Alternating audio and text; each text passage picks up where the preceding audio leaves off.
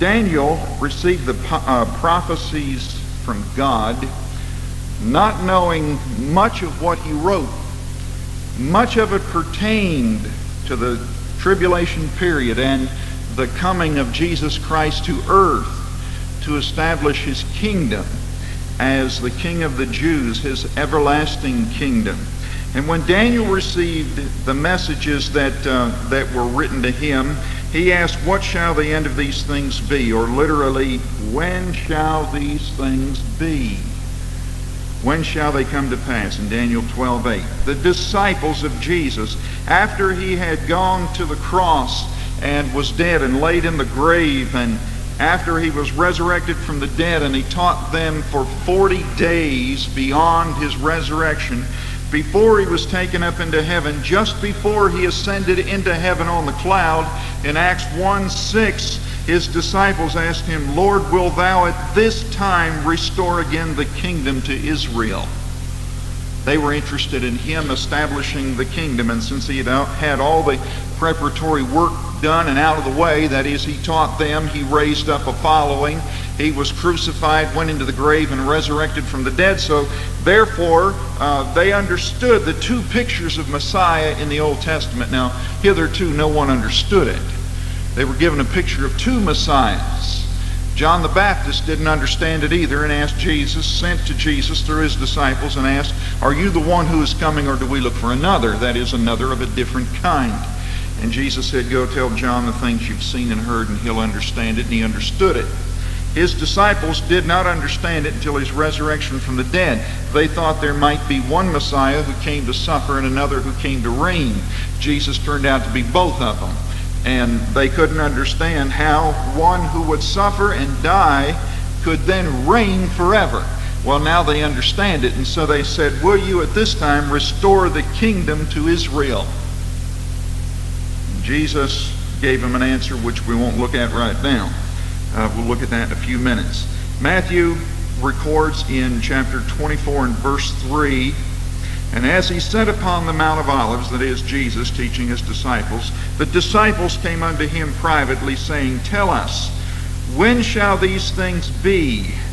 And what shall be the sign of thy coming and of the end of the world?" They were looking for a sign of when the things that Jesus was teaching were about to take place. And what will be the sign of your coming? That is, your return. And of the end of, literally, the end of the age. When will the end of the age come to be? In Luke 21:7, the same question is recorded, little different form. Luke doesn't record it in its fullest sense, but the implication of the question is still there. Lord, when? Then we go down to Mark, and in chapter 13 and verse 4, Mark inquires, "And what shall be the sign when these things shall be fulfilled?" Throughout all the Old Testament and the New Testament, and throughout the entire church age, the question has been when. And even though the Lord pinpoints some specific timing concerning many of the events that we have seen from history that have come before, he still never puts a day and an hour and a year or even a century to when his return to the earth will be. Now, these things pertain to Jesus' return to the earth to establish his millennial kingdom, and then coming from that, his everlasting kingdom upon earth.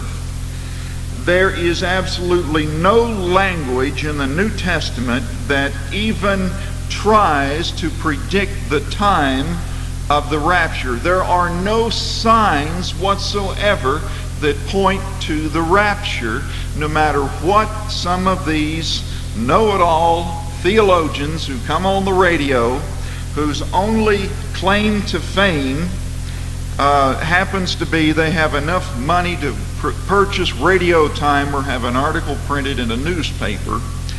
No matter what they might tell us, the Bible is absolutely devoid of any such language.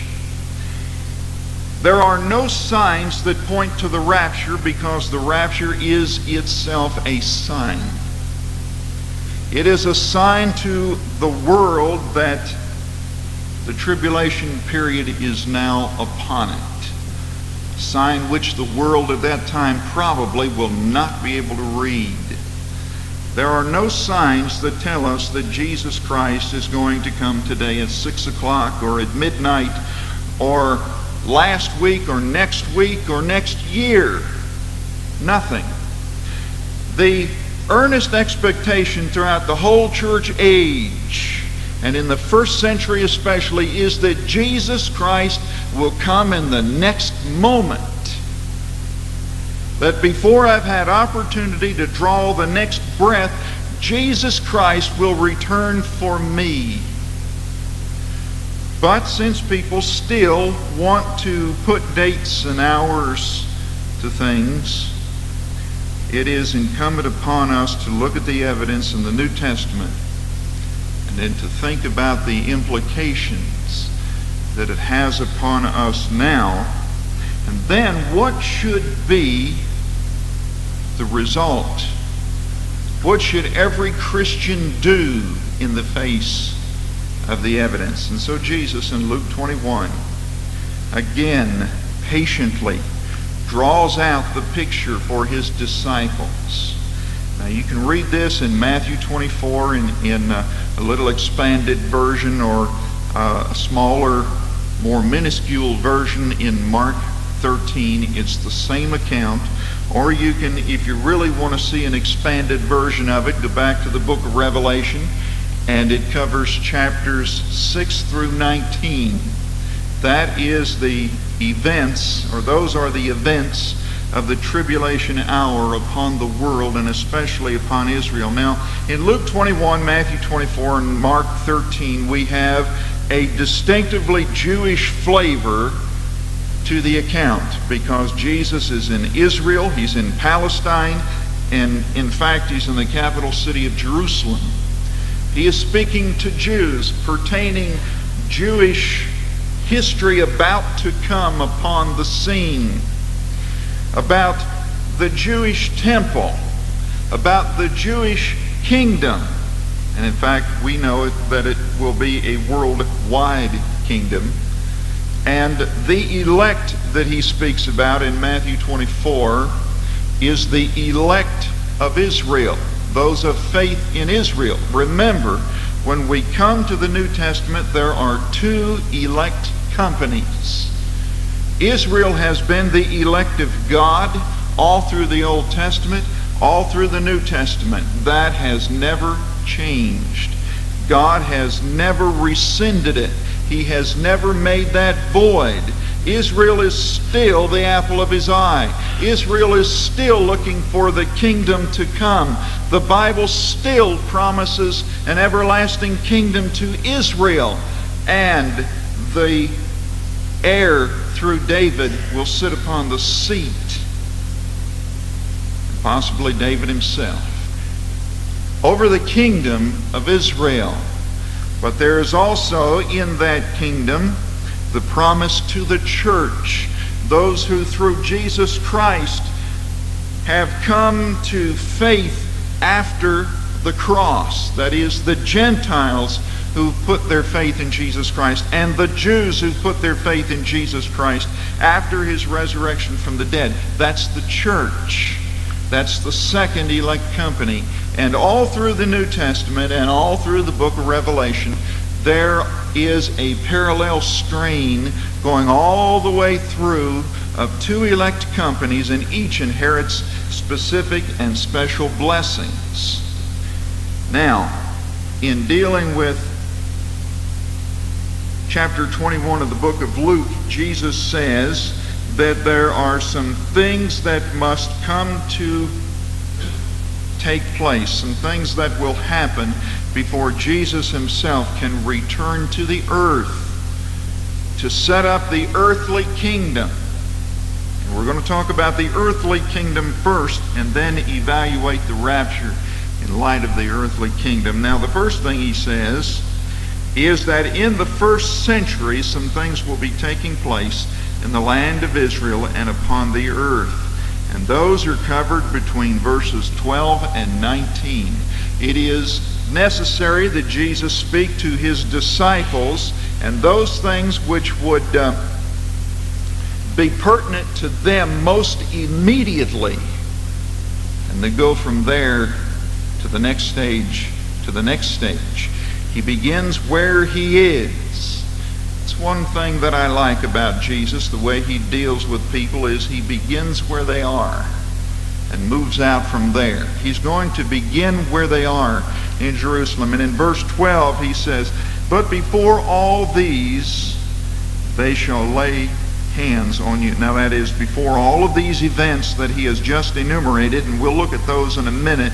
Before these things take place, they shall lay hands on you and persecute you, delivering you up to the synagogue and into the prisons, being brought before kings and rulers for my name's sake, and it shall turn to you for a testimony.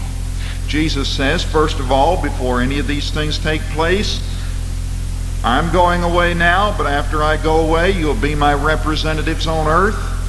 And as you are my representatives, the world is not going to welcome your message any more than it welcomed mine.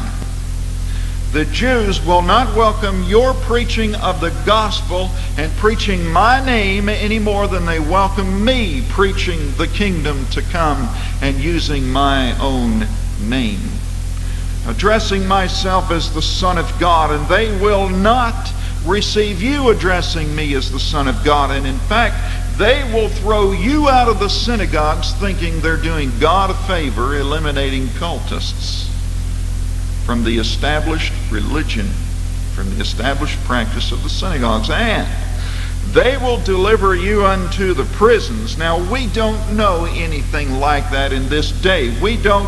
People are not delivered out of the church today and into the prisons. But there was a free course to do that in the first century, and in fact in many centuries hence. I was reading an account yesterday under a bibliographical study where when the King James Bible, one of the variants that was put into it after 1701 was the fact that they put into it Ussher's chronology of time, starting with the creation of 404 BC and then coming on using Bishop Ussher's chronology. And the other thing that they did was they omitted, and from the sound of what I read, it sounds like it was more incidental than purposeful, but they omitted the Old Testament apocryphal books from any place within the binding of the Bible. And the Bishop of Canterbury, being very much disfavored with that, had the editors of the New King James Bible of his time thrown into prison. You see, it was known throughout different centuries, even in what we would consider modern times historically. But we don't know about it today. But Jesus said in that day they would be thrown out of the synagogues and cast into prison, and being brought before kings and rulers for my name's sake. And all through the book of Acts, the history account of the church, we have those things taking place. Paul was brought before Herod Agrippa in order that he might recount his story before the king, and that he might try to win favor with the king. And then he came before Caesar and gave his account again before the Caesar of his day. They were brought before kings and rulers, Jesus said, for my name's sake, and it shall turn to you for a testimony. But you know, this does happen in a limited form even today. There have been those who for biblical reasons have drawn themselves away from the general thought of society for good, legitimate, valid, biblical reasons, and have found themselves imprisoned for the cause of Jesus Christ. Now, what else did he say? Well, he said in verse 16, "And ye shall be betrayed both of parents and brethren and kinsfolk and friends, and some of you shall they cause to be put to death. For the preaching of the gospel of Jesus Christ, for those who have been convinced of the truth of the gospel and have latched onto it, and it has become part of the fiber of their being, many of them would be betrayed of parents and brethren and kinsfolk, relatives and friends, and be thrown into prison, and many put to death because of the preaching of Jesus Christ. That's the first century. Many of us may have suffered rejection from family and friends and even neighbors and loved ones because of our stand for the gospel of Jesus Christ, but more so in that day. And he says in verse 17, "And ye shall be hated of all men for my name's sake." Now we understand that in New Testament times. You may even understand that on a more personal basis. You may have suffered rejection from people in the community or the community at large in some community because you stood for Jesus Christ and they did not. If you've ever served in the armed forces and were a Christian at that time, you would understand the implication of verse 17 in a very severe form. If you were a child in school, and just about any school throughout the nation today, you would understand the implications of verse 17. If you stand for Jesus Christ and they do not, you would understand what it is to be hated of all men for my name's sake. And they truly were. And were delivered to the councils, and were delivered to the kings, and to the prisons, and to the cross, and to the stoning pits, and all the rest for the preaching of the gospel of Jesus Christ. And Jesus said, these things must come to be first before I can come back. But there shall not be a hair of your head to perish, that is, before the appointed time, until they have completed their course. Simon Peter in Acts 5 was beaten and turned loose.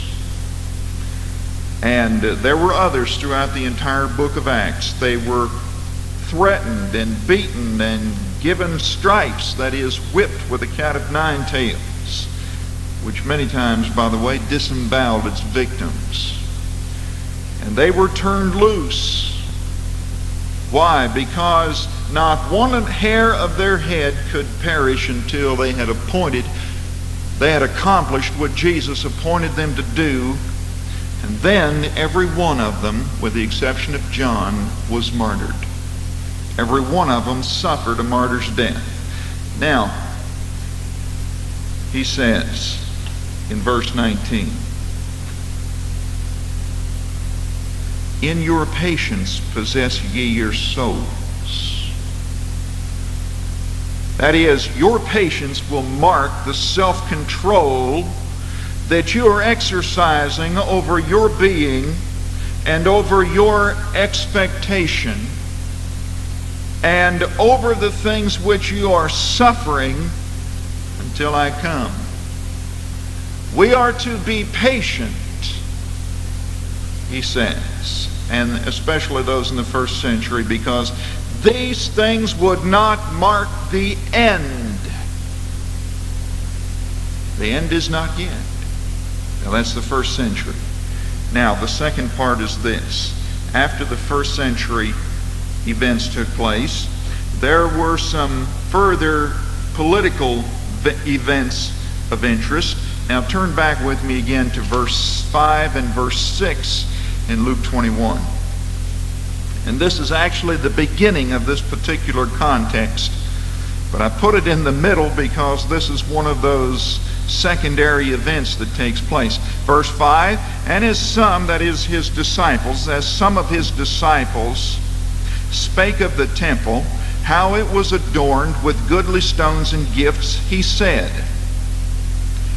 as for these things which ye behold, the days will come in the which there shall not be left one stone upon another that shall not be thrown down. Now Jesus here speaks in prophecy concerning the events, the political events, the geopolitical events, the geographical and political things that will take place beyond the point where he now stands at approximately 33 or 34 AD. And he begins with the most recent or the most current event and then pushes it outward toward eternity or toward the future to come. And he speaks of an event or several events here that take place beginning in AD 70, 35 to 40 years later from the time he is now speaking. And Jesus said, look at the temple. You have just spoken about it, how greatly it is adorned and how beautiful it is with the goodly stones and the gifts and everything. It's a beautiful place. It's inlaid with gold on the inside in the holy place, and it has some of the most beautiful furnishings that could be put into it. It took 40 years to build it under the ascendancy of the Herods. It is called Herod's Temple. It is in no way, shape, or form as beautiful or as large as Solomon's Temple, which preceded it, and of course was sacked at an earlier time. But this was still a beautiful, ornate, and beautifully adorned temple. And the precious stones were not only beautiful, they were worth a king's ransom.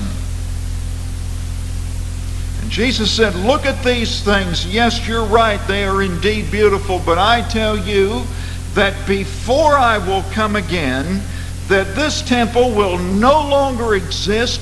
There will not be one stone left upon another of this temple, and all of the gold and the furnishings and the ornate stones and the gifts that make up the treasury of the temple, and those beautiful objects of silver and of gold that are the instruments that are used of the priests in the temple worship, they won't exist.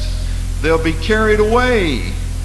And in fact, if that isn't devastating enough to the Jewish mind, Jerusalem, the capital of Israel since the time of David, nearly 1,000 years, will no longer stand.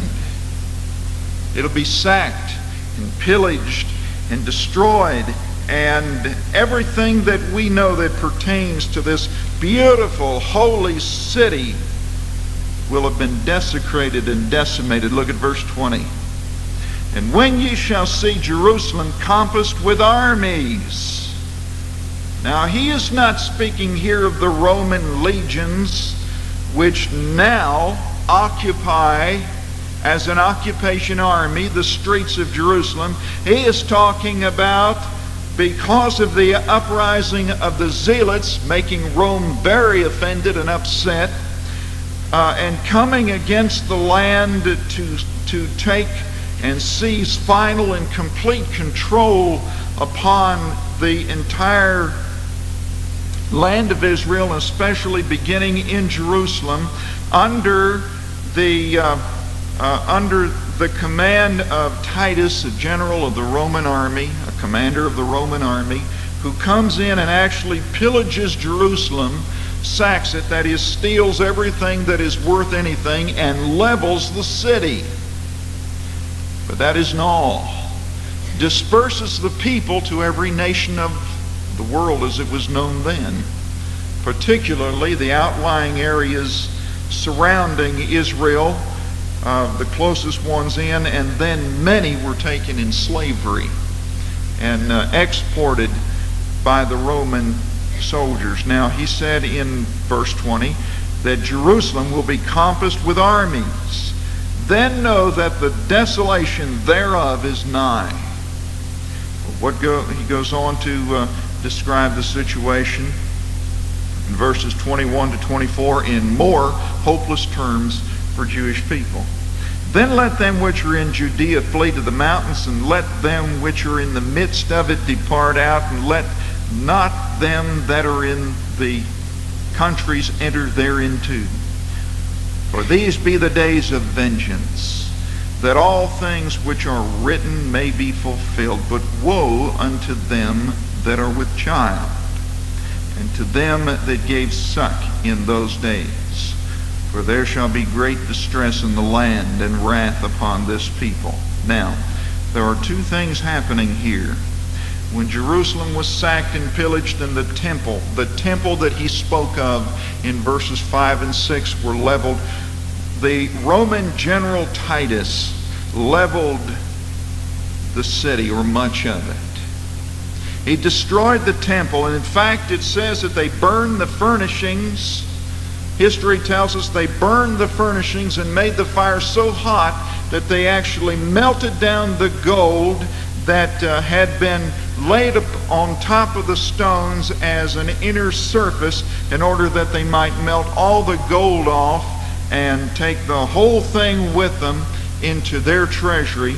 They so devastated the temple that they even melted the gold that was inlaid upon the walls, so that they could take every bit of a spoil that they could possibly get with them. Now, also, this speaks of a time which is to come. This speaks of a time during the tribulation period where Jerusalem will again be sacked and destroyed, only this time more completely so. This speaks of a time of devastation which is now described as vengeance upon the people. Not only the time when the people were despaired and carried into captivity and fled from before the armies of Rome, but were actually carried to the slave markets of Egypt by the thousands in order to work in the mines in the first century. But this is a time also in the tribulation hour, a time of vengeance, a time because of the faithlessness of God's people that God is visiting wrath and vengeance upon the holy city, the nation of God, and throughout the entire world. No place to flee. It will be a time when those who are described as having the most difficult time under the best of circumstances, where it'll even be more difficult in that hour, this is a time of vengeance, that all things which are written may be fulfilled. Those things which are written, all those things that all the prophets had spoken about, all of the minor prophets had spoken about the destruction of Israel, the wrath of God that would rain upon Israel and upon the world. The book of Revelation speaks of it, all the Gospels speak of it, and all of the New Testament writings apart from the Gospels and the book of Revelation speak of it, and speak of the time of Jesus coming and of the day of Christ, or the day of the Lord, which is the tribulation hour. We who are Christians will not be present for that. Jesus said, before I can come again, though, to the earth to establish my kingdom, which is what they were interested in, all of these things must first come to take place. Now, look at verse 24, because there is something else extremely important in verse 24. In verse 24 it says, "And they shall fall by the edge of the sword, and shall be led away captive into all nations, and Jerusalem shall be trodden down of the Gentiles, until the times of the Gentiles be fulfilled." Now this is important for two reasons. Jesus said that Jerusalem would be trodden down until a time when the Gentiles would no longer be in control of the holy city. Now, the times of the Gentiles has not yet been fulfilled. Even though we do not find Jerusalem in this hour under Gentile domination, we find Jerusalem and all of Israel under Gentile dependency. We will find it again under Gentile domination under the Antichrist and the armies that will then infest the streets in the tribulation, until the time at which the Antichrist and all of the others will be dealt with and judged and cast out, and God will establish his kingdom. However, Jesus said before he can come again to the earth, the Gentiles will not be in charge of Jerusalem. The interesting thing is that many have postulated that before Jesus would come in the rapture to receive his saints, possibly Israel and Jerusalem may be in that condition where it is no longer under Gentile domination before he returns. Now, Israel has not been a nation for 2,500 years. Israel became a nation again in 1948. That was necessary before Jesus could come to the earth to establish his earthly kingdom. It happened May 14th, 1948. It had been in the process of happening for 30 years.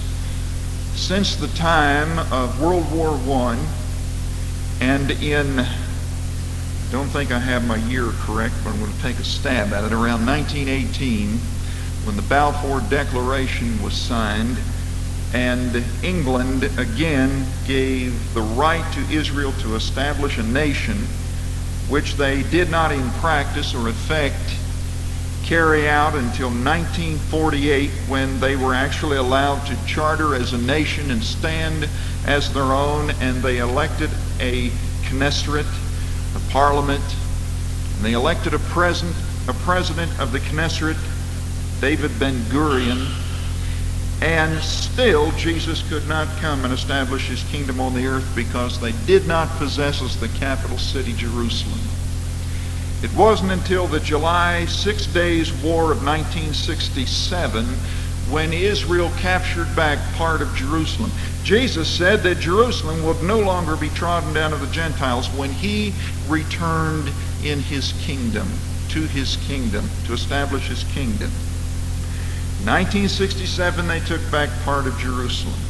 There had been a constant tug of war over that part of the city since. In 1980, in an unprecedented move, Israel made an act of aggression against its enemies and seized the entire city. Now, what do we have? As of 1980, Israel is now in Jewish hands. Jerusalem is now in Jewish hands entirely. There was even talk of moving the capital in 1980 from Tel Aviv to Jerusalem. It became possible as of 1980 for Jesus Christ to return to the earth to establish his kingdom. Are you aware of that? But the Bible testifies that Jesus will return to establish his kingdom at the end of the tribulation. And the rapture takes place at the beginning of the tribulation. Now, if it is absolutely possible for Jesus Christ to come to earth and establish his kingdom as of 1980, 8 years in the past, and we're going to disappear 7 years prior to that, how far can it be for the rapture to take place? However, that only signifies to it that it could be in the next moment, before we have opportunity to draw the next breath. That does not give us license or right to establish a day and an hour, not even a year. I saw a little booklet in a bookstore. It says 88 reasons why the rapture can happen in 1988. Well, I can give you 100.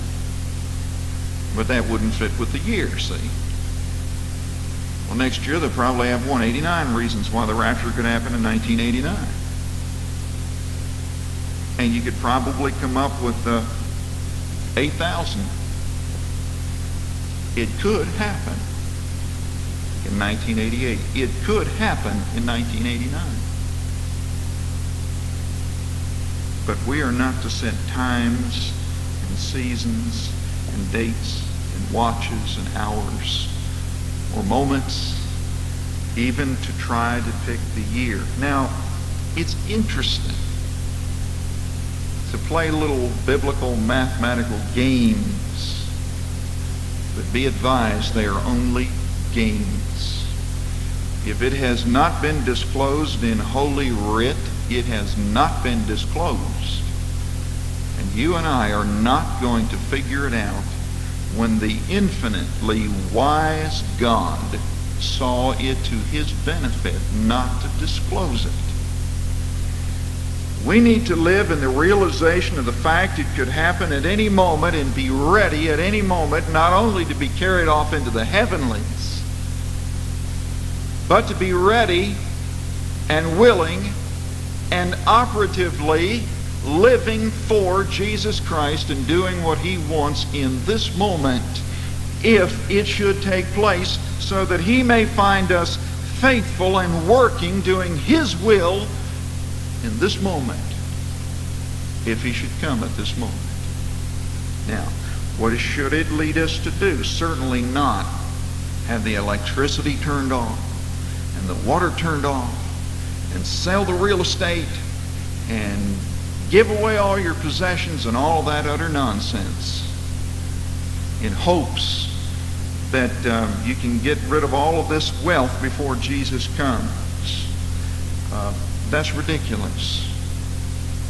The Bible doesn't expect us to do that. The Bible expects us to live in the living reality that the rapture could happen at the next moment, and then that should spur us not to all these ridiculous cultic expressions, but it should lead us to faithfully witness to those who are around us, so that when we go, they go.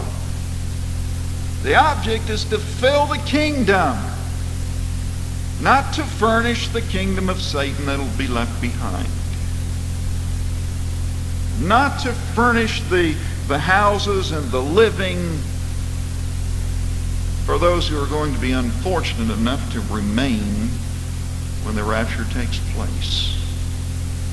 They have remained because they have chosen to remain for the most part. They will remain at a time when the whole earth will have had the gospel preached to it, and they will have rejected it. But we're not to rub their faces in it. We're to try to win them up to the moment that we're taken. And that's what God will bless. Now, there are some events in nature that'll take place, and we covered them when we went through the book of Revelation before Jesus Christ comes. And he's telling his first century listeners, verse 25, "And there shall be signs in the sun, and in the moon, and in the stars, and upon the earth distress of nations, with perplexity, the sea and the waves roaring, men's hearts failing for fear, the looking after those things which are coming on the earth. For the powers of heaven shall be shaken." Now, let's back up here. Why preach about the tribulation if we're expecting the rapture? Because I don't know the spiritual condition of everybody hearing this message. It is important, as Jesus thought it was, to delineate all of the things that will take place, or many of the things that will take place, highlighting certain events that will. Notice it says that these things which are coming on the earth. Not might, not maybe, but are coming on the earth in the tribulation period. It is essential that we realize that God is not playing games, and that God has given a gospel for people to be saved, and he has given the Word of God that we might find the manner of living that pleases God, and therein find joy in our daily life. And that we find joy in thinking about being caught up to be with him. And we should find joy in that, because everything will be perfect in that moment. And you and I will stand in perfected bodies if we belong to Jesus Christ. And there is no sickness and no death and no poverty. There is no corruption, and nothing enters into heaven that will defile. And those are reasonably joyful expectations that we possess as children of God if we have put our faith in Jesus Christ and we have been saved. But if we have not, then there are conditions coming upon the earth that nobody could relish, that nobody can derive any joy or any substantive expression for living or reason for living from. For the powers of heaven shall be shaken, not the powers of God, but the heavens, plural. Those spiritual powers in heavenly places. The kingdom of Satan will be put on its ear in that hour. The kingdoms of the earth will be under great stress during that hour. Nothing shall remain as it is. Men's hearts failing them for fear. Nations in perplexity. Well, what's so perplexing? You think the troubles we have on earth now are perplexing? You think that men have fear now? You try living in a period of time called the Great Tribulation Hour, which never was since there was time, nor ever shall be again, according to Matthew 24. You try living in a time when a third of the sun is blotted out, and a third of the moon is blotted out, and a third of the stars suffer devastation. When a third of the seas and a third of the land are destroyed, and a third of the population of the earth is destroyed, and that's repeated more than once. When all of the fresh water turns bitter like wormwood. When all of the kingdoms and nations as we now know them have suffered defeat, and many of them annihilation. You try living in that hour and tell me that you will find the joy that your selfish, foolish human heart thinks that it is going to derive for itself from the pleasures of this world and this life. I'll tell you, you're fooling yourself. Now, Jesus said all of these things must transpire before I come and establish my kingdom on the earth. But the rapture of the saints, the rapture of believers. Now, rapture means to be caught up. And there are those skeptics and scoffers who tell us, well, you show me the rapture in the Bible. It doesn't exist. The word rapture, to be sure, nowhere appears in the Bible. You can read the New Testament from Matthew to Revelation, and you will not find the word rapture. Unless you're reading the Latin Vulgate, because it's a Latin word, and it came from the Latin Vulgate. It means to be caught up. Now, you will not find the word rapere in the New Testament, but you'll find it described. For the Lord himself shall descend from heaven with a shout, with the voice of the archangel and the trump of God, and the dead in Christ shall rise first. Then we which are alive and remain shall be caught up together with them in the clouds to meet the Lord in the air, and so shall we ever be with the Lord. Wherefore comfort one another with these words. 1 Thessalonians 4:16-18. Revelation 3:10 talks about the time of the church and then the time of the rapture, and Revelation 4 begins to discuss the events of the earth without the church present. And in chapter 6 begins the discussion of the great tribulation hour. Because thou hast kept the word of my patience, I will keep thee out of the hour of tribulation, the hour of temptation, which is about to come upon the whole inhabited earth. Revelation 3:10. The Bible teaches us that those who believe in Jesus Christ, who have trusted him as Savior and Lord, will be caught up together, whether dead or alive. out of the grave or off the earth, into the presence of the Lord in the clouds, from whence, when the Lord returns to establish his kingdom, we come with him. Because he spoke in prophecy, saying that the Lord comes with 10,000s of his saints. All who have trusted Jesus Christ from the point of Pentecost, or the point of the cross, to the last soul that will enter into his family at the moment of the rapture. Now, he said in verse 27, when all of these things have taken place that pertain to the first century and the last century, the tribulation, the last 7 years of earth history, then, verse 27, then shall they see the Son of Man coming in a cloud with power and great glory. Not the last 7 years of earth history, but the last 7 years of earth history before he comes. Then shall they see the Son of Man in a cloud with power and great glory. Now, I'm not exactly sure what those who have died without Christ will know of that coming. But Jesus did tell Pilate that henceforth ye will see the Son of Man coming with the holy angels and in his glory. Interesting concept. You can think that one over. You can ponder that one for a while. But Jesus said, then shall the Son of Man come to earth in the clouds with power and great glory. Acts 1, he went up in the clouds, ascended to be with his Father.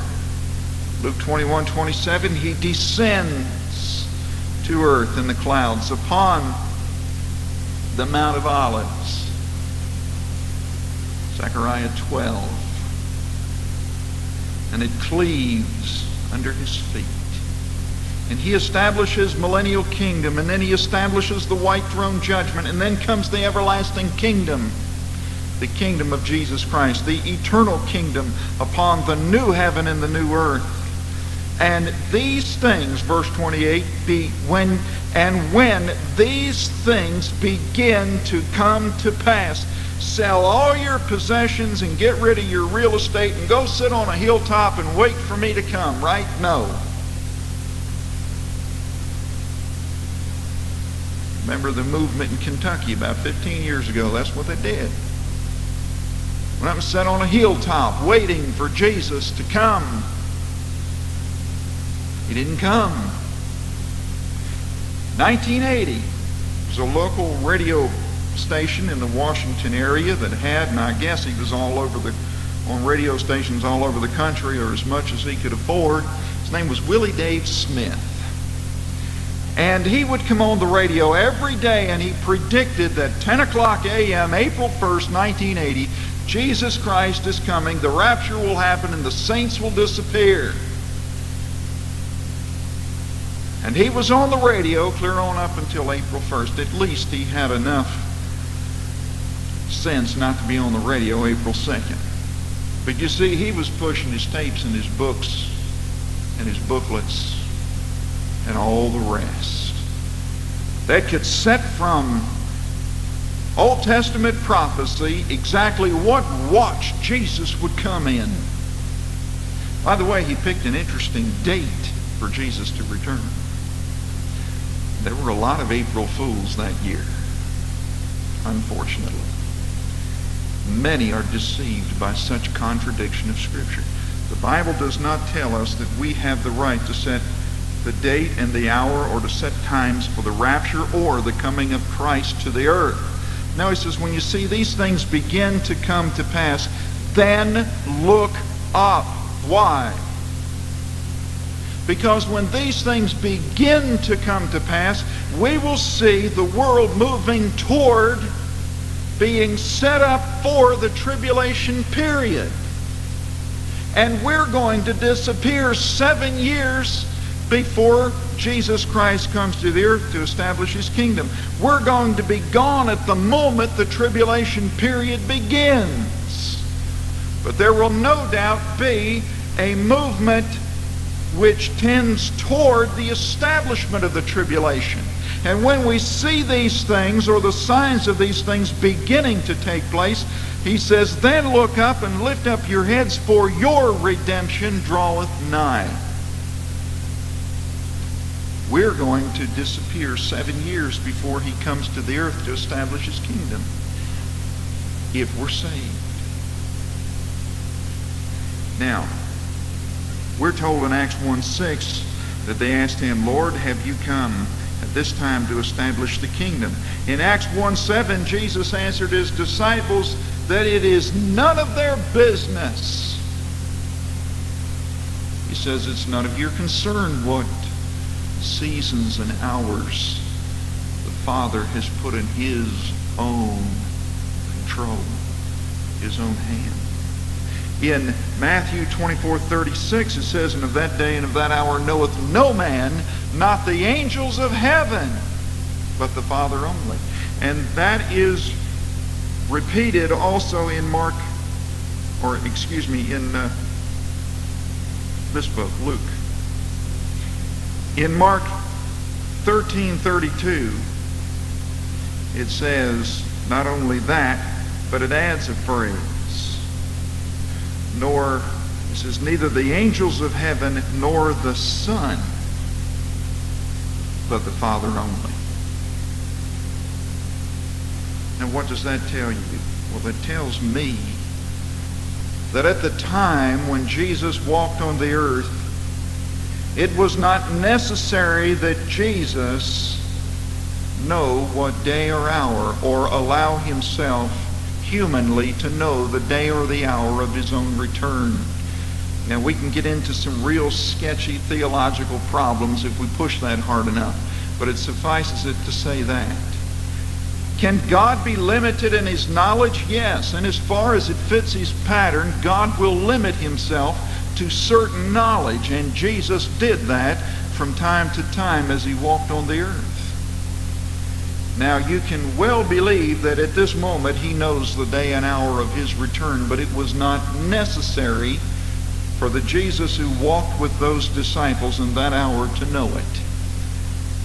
Therefore, in his limiting of his own knowledge, he limited his own godly power, he could limit his own godly knowledge.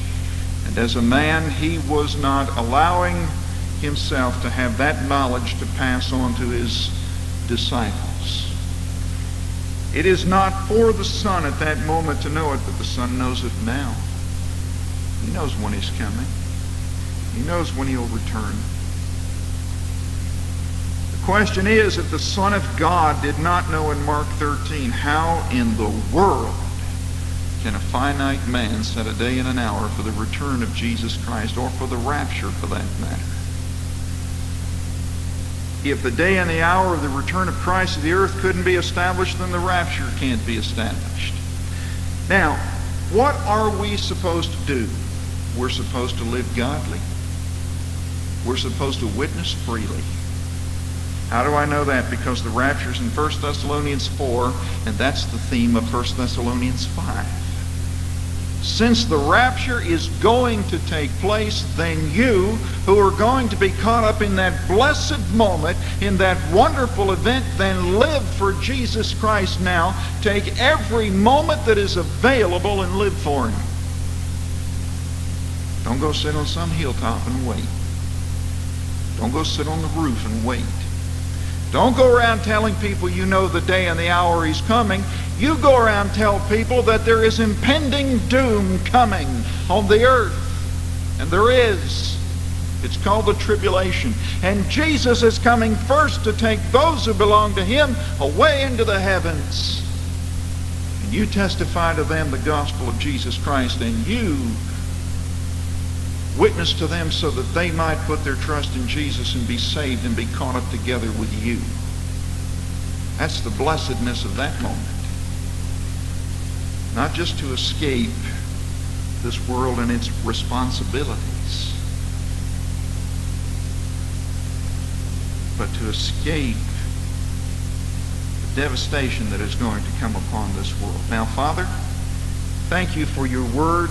Thank you that it instructs us and that it gives us so completely the plan of the future that we may rest assured that if we know Jesus Christ, we'll not be present, and so completely that those who don't know Jesus Christ can make a decision for him, knowing the things that will transpire on the earth. And yet it is sketchy enough not to give us the freedom to set days and hours which would tend to make us lazy when it comes to the effecting of the gospel of Jesus Christ to a lost and dead world. Father, place in our hearts the conviction and the knowledge that Jesus Christ will come soon, maybe momentarily, perhaps even today. Father, then allow that conviction to so work in our hearts and in our lives that it would cause us to bring people to the kingdom, to gather before your feet.